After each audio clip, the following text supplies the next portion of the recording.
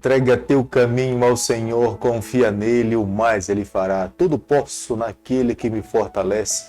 Os anjos do Senhor se acampam ao redor daqueles que o temem e os livra. Muito bom dia, com a bênção, com a graça de Deus. Nessa manhã, iniciamos mais um dia. Queremos colocar nas mãos de Deus toda a nossa ansiedade, todos os nossos problemas, vivendo um dia de cada vez, compreendendo e vivendo pela fé. Que o mesmo Deus que nos abençoou nos dias de hoje, irá nos abençoar também nos dias de amanhã. O pão que Ele nos providenciou hoje, vai providenciar também para o dia de amanhã. Portanto, confie no Senhor, entrega seu coração a Ele, busque a Ele, mantenha-se seguro na sua guia, é o que nós precisamos fazer a cada dia. Todos os dias nesse canal nós estudamos um capítulo da Palavra do Senhor e nessa manhã eu vou convidar você a ter nas mãos a Palavra de Deus no livro de Atos, capítulo 8, o versículo 1. Naquele dia, levantou-se grande perseguição contra a igreja em Jerusalém, e todos, exceto os apóstolos, foram dispersos pelas regiões da Judéia e Samaria. Deus sempre sonhou que a sua igreja fosse forte e vibrante e alcançasse todos os confins da terra. Mas Deus esperava que essa igreja vivesse completamente dependente dele, cheia do Espírito Santo.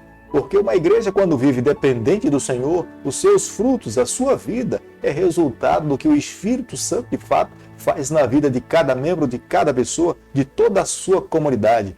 Quando nós olhamos para essa igreja, nós vemos claramente pessoas sendo convertidas, milagres acontecendo, vidas transformadas, verdadeiros cristãos, autênticos, sinceros. Se for necessário entregar a sua vida por Jesus Cristo, essa igreja o fará.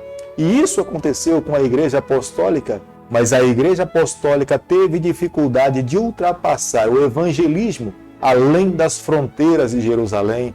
Por essa razão, Deus permitiu que eles fossem perseguidos dentro de Jerusalém. Houve uma perseguição ferrenha e muitos cristãos foram mortos e tiveram que se espalhar, se expandir por toda a terra. A Igreja de Deus abertamente estava sendo perseguida, da mesma forma como Jesus Cristo um dia foi perseguido. Os líderes daquela época ainda davam continuidade na perseguição dos ensinamentos de Jesus. E a Bíblia, no versículo 1, nos apresenta Paulo como sendo um daqueles que também participava da perseguição do povo do Senhor. Acredito que Saulo ficou profundamente tocado com o testemunho de Estevão. Estevão não pôde saber da conversão de Saulo, mas a vida de Estevão impactou a vida de Saulo. O apedrejamento de Estevão no ano 34 abriu portas para que o evangelho fosse pregado para todo mundo.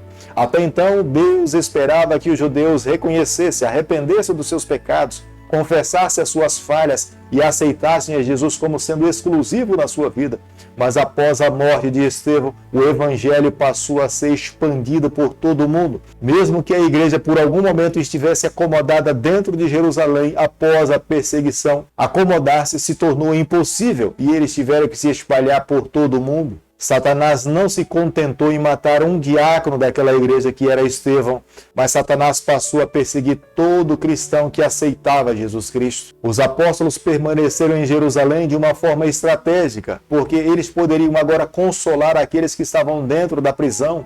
Uma igreja que estava completamente bombardeada, sendo atacada injustamente, eles não sabiam o que fazer e os apóstolos davam norte às orientações, mostravam como é que eles deveriam seguir com as suas vidas. Foi necessário muita coragem em enterrar a Estevão, porque uma pessoa que morria por apedrejamento, ela não tinha um sepultamento honroso, mas ali haviam homens piedosos, homens que amavam a Deus, homens fiéis, que compreendiam que Estevão também era um homem fiel, piedoso. O seu corpo não poderia ser lançado simplesmente sobre a terra.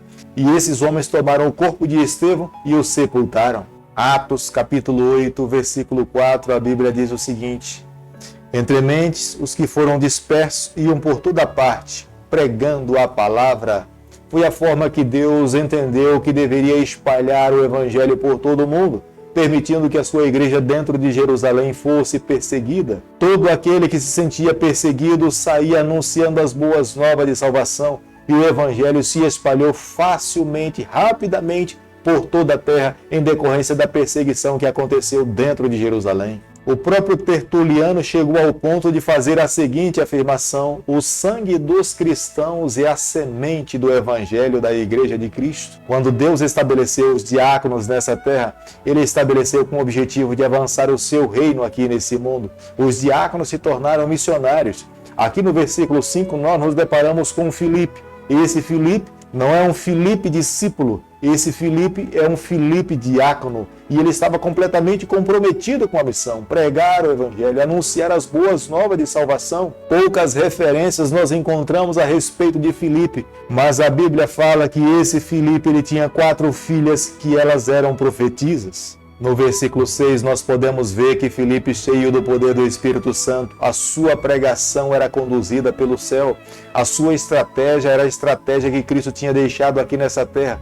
Construiu a sua vida como uma vida de oração e se fundamentava cada vez mais na palavra do Senhor. Quando ele pregava, multidões aceitavam a Jesus Cristo, se rendiam à palavra do Rei e entregavam os seus corações exclusivamente a Deus. Sinais e prodígios foram feitos através do seu ministério. Muitos coxos voltaram a andar, muitos cegos voltaram a ver, paralíticos estavam curados. Deus estava ao lado de Filipe e de todos aqueles que se colocaram nas mãos do Senhor. Atos capítulo 8, versículo 9, a Bíblia diz o seguinte: ora, havia certo homem chamado Simão, que ali praticava a mágica, iludindo o povo de Samaria, insinuando ser ele grande vulto. Da mesma forma como Deus conduzia o seu povo, Satanás também conduzia aqueles que iriam se opor ao Evangelho, à palavra do Senhor.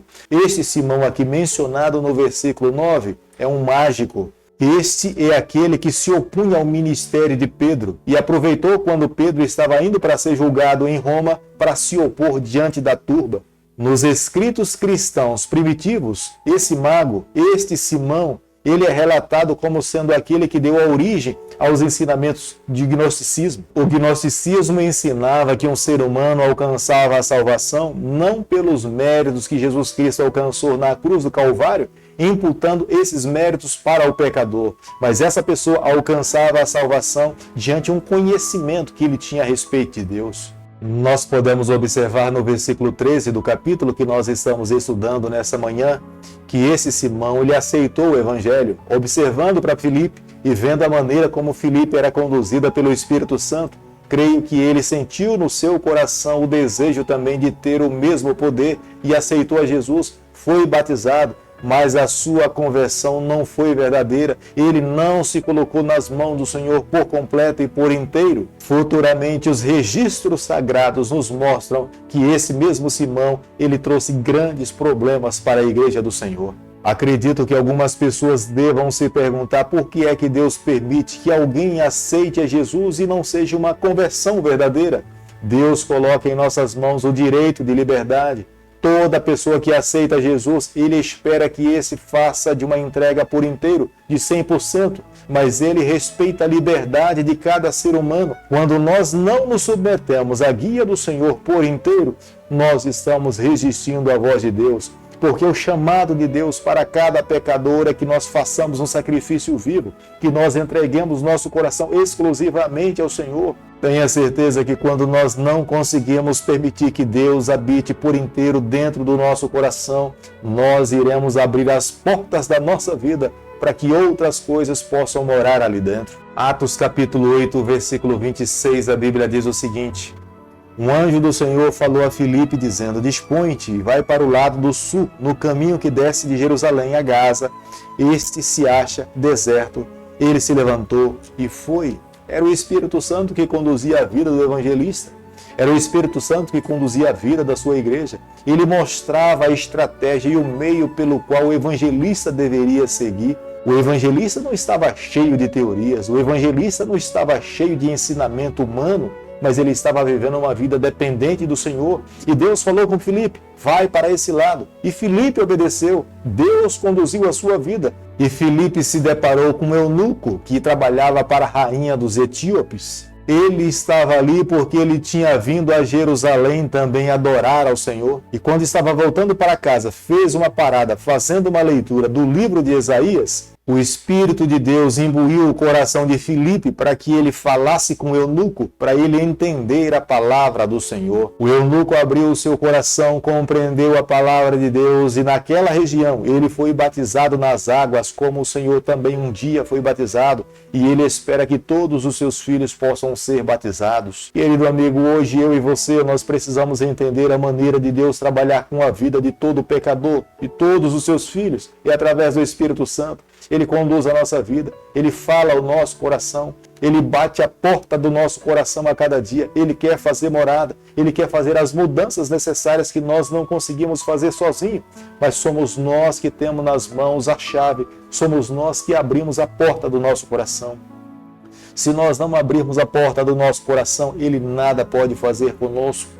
Hoje Ele faz um convite a todos nós: vinde a mim todos que estáis cansados, sobrecarregados, e eu vos aliviarei. Em Jesus Cristo nós encontramos alívio, em Jesus Cristo nós encontramos paz, em Jesus Cristo nós encontramos perdão, mas é uma ação que nós temos que tomar na vida, abrir o nosso coração para Ele fazer morada. O meu pedido a Deus nessa manhã é que nós ouçamos o seu convite, abramos o nosso coração e recebamos o Senhor para vivermos eternamente. Querido Pai, em Tuas mãos, nessa manhã, nós nos colocamos, queremos viver exclusivamente para o Senhor. Toma o nosso coração, perdoa os nossos pecados, esteja ao nosso lado em toda a nossa caminhada. É o nosso pedido e a nossa oração e fazemos em nome de Jesus. Que o Senhor te abençoe e te guarde. Que Ele faça resplandecer o seu rosto sobre você, que Ele tenha misericórdia de você e sobre você nessa manhã Ele levante seu rosto e conceda a sua paz em nome de Jesus. Amém.